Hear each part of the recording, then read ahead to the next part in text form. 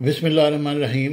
नाज़रीन इकराम, आज एक डेवलपमेंट हुई है जो बच्ची बलूचिस्तान में कत्ल हुई, जिरगे ने कत्ल किया। उस सिलसिले में पाकिस्तान उलमा कौंसिल ने बलूचिस्तान में कत्ल खातून के वालिदैन को बयान को कुरान और सुन्नत के मुनाफी करार दे दिया है और उन्होंने कहा है कि ये कानून के मुनाफी बात है। इस तरह के बयान ज़ाहिर करता है कि कत्ल में वालिदैन की मर्ज़ी भी शामिल थी।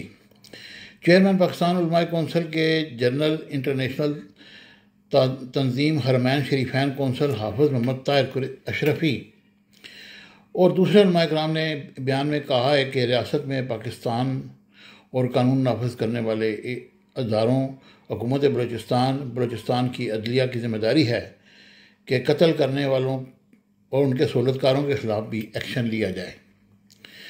अब बयान में जो कहा गया है वो उससे ज़ाहिर होता है कि इसमें वालिदैन भी शामिल थे, उनकी मर्ज़ी शामिल थी, क्योंकि उन्हें FIR में उन्होंने अपना नाम नहीं बताया, यानी कि FIR उन्होंने कटवाई नहीं है। हुकूमत ने अपनी मज़ियत में FIR कटवाई है क्योंकि लोगों का ख्याल था कि हुकूमत इस सिलसिले में अपनी फैसिलिटीज़ दे रही है, लेकिन हुकूमत ने ऐसा नहीं किया और हुकूमत ने बाकायदा तौर पर ख़ुद उन्होंने FIR काटी और फिर उनको गिरफ़्तार किया और अब वो सरदार साहब इस वक्त जेल के सलाखों के पीछे हैं।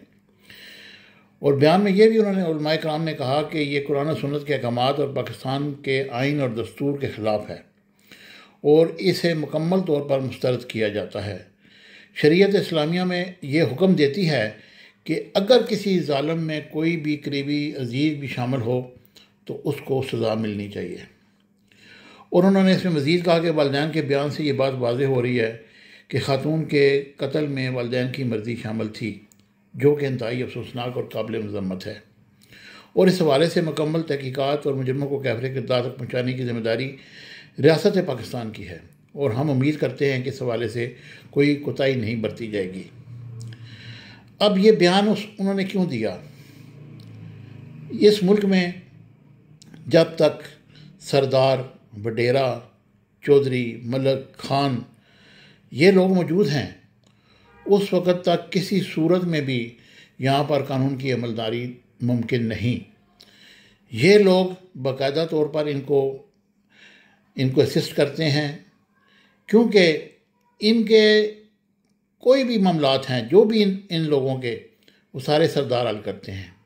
इवन के सरदार के पाँव में ये बैठते हैं, ये सामने उनके सामने बैठ भी नहीं सकते, यानी कि उनके सामने किसी कुर्सी पर भी नहीं बैठते, वो नीचे बैठते हैं और अगर सामने बैठ जाएं तो फिर उनको तौहीन करार दिया जाता है। अब ये जो सरदार साहब हैं इनकी उम्र 35-40 साल होगी। इनको इख्तियार किसने दिया है? क्या रियासत पाकिस्तान में अदालतें मौजूद नहीं, थाने मौजूद नहीं, चीफ मिनिस्टर साहब मौजूद नहीं? अब चीफ मिनिस्टर साहब ने जो बयान दिया है वो भी ट्विस्ट किया गया है। मतलब उन्होंने कहा है कि इसके 5 बच्चे थे, उसके भी 5 बच्चे थे।